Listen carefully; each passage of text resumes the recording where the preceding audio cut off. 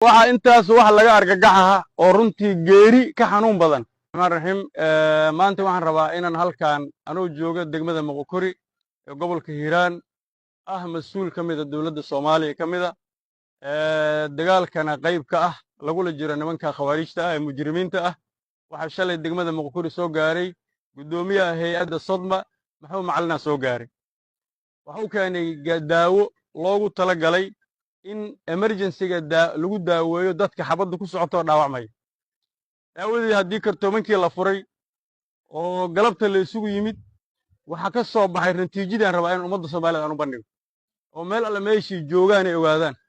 haddii ay noqon lahayd xafiiska madaxweynaha Soomaaliya hadduu noqon lahayd prime ministerka iyo ummadda Soomaaliyeed ee iga daawanaysa gudaha iyo dibaddaba wuxuu keenay COVID-19kii ayuu keenay COVID-19 ayuu keenay waa COVID-19 qalabkii loogu talagalay waxaasoo idil kartoomanka waa ku jiraan waa kaasa waa COVID-19 kana loo keenay waa mas'uul Soomaaliyeed xabada socota meeyda yaal dhaawaca yaal waxa uu keenana wuxuu u socdana waa dagaal waxa kaloo kamid ah waxyaabaha uu keenay Maxamed Macalin oo jeelkii loogu talagalay mootafeekunka loogu talagalay anaga mootafeenkun maan isticmaalnaa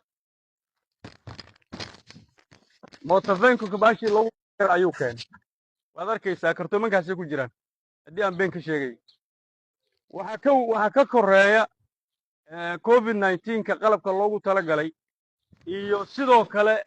ookiyaalka waxa ka koreeya kaliya 3-4 kartoon ayaa ka koreysa bis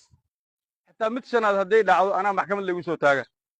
waxa u warray waa faleebada oo sokor ah oon ahayn cusbo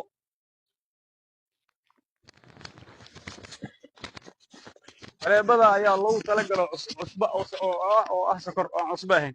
waxay ka kooban tahay 2 kartoon kartoonkiina waxa ku jirta 12 xabo totalkeedu waa 24 xabo hadduu xabad kale 23 xabo oo Maxamed Macalin keenay anaga mas'uuliyad dambiga qaadanay waxa weeliye kiniini kartoonkaas loo yaqaan collection macnaheedu waa isku dardar waa daawo yar isku dhex jirta waxay ka kooban tahay mukoshiliin waxa dhacaysaa 26ka bilowgeeda ay dhacaysaa daawadaas been kama sheegayn dheydkeeda waa la qaadi karaa waa la fiiri karaa waa halka kartoon ay ka kooban tahay oo ah collection ah oo isku dhex jir ah haddii la rabo kuwaas waa la soo saari karaa haddii beenan ka sheegay waa loo wada jeedaa waxa weeliye sharoobooyin aniga ma aqaan sababta sharoobada duquyshada loo wada anuma fahmin